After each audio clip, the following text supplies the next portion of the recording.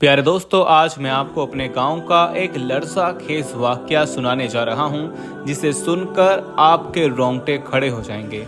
जिसे एक शख्स ने अपनी आंखों से देखा। आइए उसी की ज़ुबानी इस वाक़ये को सुनते हैं। वो शख्स कहता है कि मैं इस बात का चश्मदीद गवाह था। आपको सुनते हुए ज़रूर लरज़ा तारी हो जाएगा। तो फिर सोचें कि मैंने तो अपनी आंखों से ये वाक़या होते देखा, तो उस वक्त मेरे खौफ का क्या आलम होगा। सिर्फ मैं ही नहीं, गांव के तमाम लोग जिन्होंने ये वाक़या देखा, उनकी हालत गैर थी, डर के मारे। लेकिन तमाम गांव वाले जो ये सब देख चुके थे, आज वो सब अपनी कब्रों के अंदर हैं। सिर्फ मैं आखिरी इंसान बचा हूँ जिसने ये वाक़या अपनी आंखों से देखा था। आज मैं अपने हाथों से वाक़या कलम बंद करने जा रहा हूँ और आपको सुनाने जा रहा हूँ। शायद मैं कल रहूं या ना रहूं, इसलिए इस वाक्य को इंसान की इबरत के लिए सुना रहा हूं। उम्मीद है सबको इससे इबरत हासिल होगी। तो दोस्तों, आज की वीडियो बहुत ही ज़्यादा दिलचस्प होने वाली है, तो इसलिए आप सबसे गुजारिश है कि वीडियो को आखिर तक ज़रूर देखिएगा। और वीडियो में आगे बढ़ने से पहले हम आपको थोड़ा ये भी बताना चाहते हैं कि हमारे पास बहुत सारे ईमेल्स और मैसेज आ रहे थे कि हमें शुगर की दवाई बताइए। तो अगर आपको शुगर की बीमारी है या धात की बीमारी है या मर्दाना ताकत से रिलेटेड कोई भी बीमारी है, तो हमारे पास इन सब बीमारियों की दवाई मौजूद है, जिससे आपकी बीमारी गारंटी से जड़ से ख़त्म हो जाएगी। आपको सिर्फ ये दवाई एक बार ही मंगानी होगी। एक बार से आपकी दवाई से आपकी जो बीमारी है वो जड़ से ख़त्म हो जाएगी इंशाअल्लाह। हमारे जो आलिम हैं, उन्होंने इस दवाई पर पढ़ाई की है, वसाइफ की हैं। तो अगर आप दवाई मंगवाना चाहते हैं तो हम कुरियर से आपके पास दवाई भेज देंगे। दवाई के प्राइस भी ज़्यादा हाई नहीं हैं। दवाई मंगवाने के लिए आप स्क्रीन पर दिए गए नंबर पर व्हाट्सएप करके दवाई ऑर्डर कर सकते हैं, और ज़्यादा जानकारी के लिए आप व्हाट्सएप पर मैसेज करें। मैं जवानी में ही 5 वक्त का नमाजी था, कभी भी कोई नमाज कज़ा नहीं की थी। ख़ास कर फजर की नमाज तो मेरी सबसे पसंदीदा नमाज थी, जिसके लिए मैं ख़ास एहतमाम करके मस्जिद जाया करता था। सुबह सवेरे सुबह परिंदों की आवाज़ और ताज़ा हवा बहुत लुभाती थी, और ऐसे में खुदा की कुर्बत, नमाज का सुकून, ये वो वक्त था जब मैं बहुत खुश रहा करता था। हमारे गांव का माहौल बहुत अच्छा था, सब हंसी खुशी रह रहे थे। कभी भी कोई अजीब बात नहीं हुई थी हमारे गांव में। लेकिन एक दिन एक अजीब वाक़या पेश आया। लेकिन ये सिर्फ एक दिन की बात नहीं थी, ये इस वाक़ये की शुरुआत थी, और फिर उसके बाद ये सिलसिला चल निकला और गांव वालों का सुकून गैरत हो गया। हमारे गांव का एक जो खुशगवार माहौल था, इस वाक़ये के बाद गांव के बच्चे तो क्या, बड़े भी खौफज़दा रहने लगे थे कि ये सब क्या हो रहा है।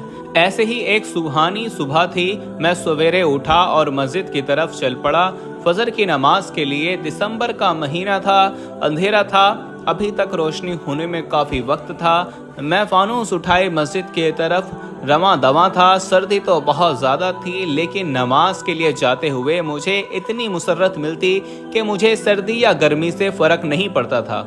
मैं गांव के रास्ते पर चल रहा था, जहां से मैं रोज़ाना गुजरता था। मेरे गांव से मस्जिद थोड़ा दूर थी। मुझे इस बात की खुशी थी कि नमाज के लिए मुझे बहुत ज़्यादा चलना पड़ता है, इससे मेरी नेकियों में मज़ीद इजाफा होगा। मैं खुशगवार मूड में चलता जा रहा था कि अचानक मुझे ठोकर लगी और मैं गिरते गिरते बचा। मैंने देखा कि मुझे लगा कि शायद कोई पत्थर है, लेकिन ये पत्थर नहीं था, बल्कि ये तो एक औरत थी, एक जवान और खूबसूरत औरत, जो फानूस की रोशनी में उसका खूबसूरत चेहरा नजर आया। लेकिन वो उस हालत में पड़ी हुई थी कि उसे देखकर मैं परेशान हो गया था। उस सड़क के बीचों बीच बेहोशी के हालत में पड़ी थी। लेकिन सबसे हैरत की बात यह थी कि उसका पेट बड़ा हुआ था, जैसे कि 9 महीने की कोई हामला औरत हो। उसे देखकर मैंने अंदाज़ा लगाया कि वो हामला है, और शायद इसी वजह से उसकी ये हालत हुई है। लेकिन ये औरत आई कहाँ से? ये हमारे गांव की तो हरगिज़ नहीं थी, और हमारे गांव की औरत भला सड़क के बीचों बीच इस हालत में क्यों पड़ी होगी? उस औरत की ये हालत काबिले रहम थी। मैं उस वक्त अकेला था, आसपास भी कोई नज़र नहीं आ रहा था।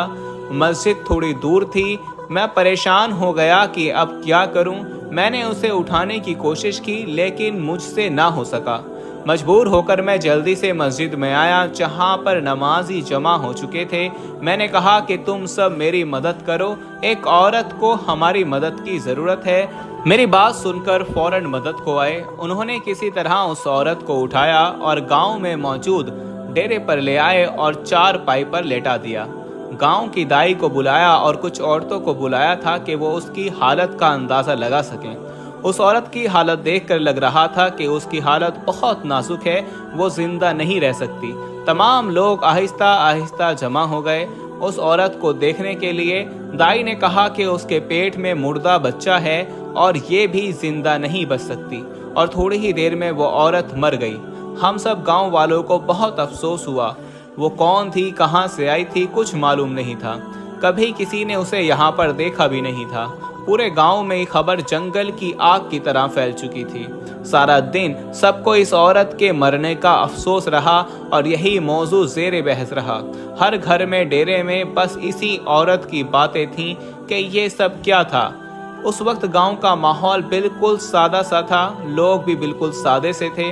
ना मोबाइल का ज़माना था, ना टेक्नोलॉजी, कुछ भी नहीं था। ख़तों किताबत के ज़रिए कांटेक्ट होते थे। महीनों किसी से बात नहीं होती थी। अगर कोई शहर से बाहर होता था तो एक टेलीफोन करने के लिए मीलों दूर जाकर शहर से फ़ोन करना पड़ता था। अगर किसी से बात करनी हो तो एक फ़ोन कॉल का खर्चा भी बहुत ज़्यादा होता था। दिन यूं ही गुजर गया। रात हो गई और फिर सुबह हो गई, लेकिन फिर आजमाइश हम गांव वालों के लिए तैयार थी। एक दूसरी जगह से एक और औरत उसी हालत में मिली। वो भी 9 महीने की हामला थी। गांव वाले उसे फिर से बचाने की कोशिश करने लगे, लेकिन वो भी मर गई। अजीब सा खौफ और हरास गांव में फैल चुका था कि ये सब क्या हो रहा था। किसी को कुछ समझ नहीं आ रहा था। गांव के लोग बिल्कुल सादा थे। वो मामले की तह तक नहीं जा सकते थे। कोई कहता था कि ये चौधरियों का काम है, तो कोई कहता था कि ये किसी बीर बाबा का काम है या किसी जादूगर का। हर कोई अपनी अपनी कयास आराइयां कर रहा था, लेकिन मसला सिर्फ ये था कि सिर्फ हामला औरत ही बेहोश क्यों पड़ी होती है और फिर वो मर जाती है। सबसे अजीब बात ये थी कि वो 9 माह की हामला औरतें होती थीं जिनके बच्चे पेट में ही मुर्दा हो चुके होते थे। दोनों औरतों में यही एक कॉमन चीज थी। अभी गांव वाले पूरी तरह से संभले भी नहीं थे। अगली सुबह एक और औरत इसी हालत में मिली और वो भी मर गई। आप सब हकीकी मायनों में परेशान हो गए थे कि ये औरत एक जगह से नहीं मिली थी कि कोई जासूसी करता। रोजाना अलग अलग गलियों में कोई औरत पड़ी होती। सुबह सुबह ऐसा महसूस होता कि रात को कोई इन औरतों को फेंक कर जाता है ताकि किसी को खबर ना हो। कुछ लोगों का कहना था कि गांव में खौफो हरास फैलाने के लिए ये सब किया जा रहा है, लेकिन रोजाना एक हामला औरत कहां से आई थी? आखिर किस में इतनी हिम्मत थी, इतनी ताकत थी कि वो ये सब कर सके?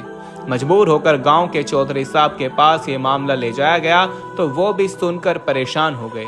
चौधरी साहब खुद भी सालों से बे औलाद थे, लेकिन उन्होंने दूसरी शादी नहीं की थी। वो चौधराहन के साथ खुशगवार जिंदगी गुजार रहे थे। इसी तरह सिलसिला चल निकला।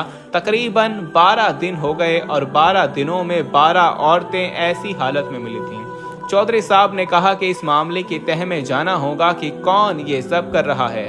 यकीनन इसके पीछे कोई बहुत ही बड़ी हाथ है, वरना कोई आम आदमी के बस की बात नहीं कि ऐसा कारनामा सर अंजाम दे सके। चौधरी साहब ने कहा कि किसी को कानों कान खबर नहीं होनी चाहिए। हम अपनी जासूस पूरे गांव में फैला देते हैं। रात को गांव के चप्पे चप्पे पर चौधरी साहब ने अपने आदमी खड़े कर दिए थे। आज की रात बहुत खास थी। हर हाल में इस बात का सुराग लगाना था कि किसकी कारनास्तानी थी।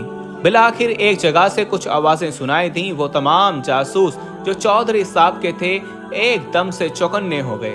मैं भी उनके साथ था। एक बैलगाड़ी आकर रुकी जिसमें 2 आदमी थे। बैलगाड़ी पर एक औरत थी और उनके हाथ में फानूस था।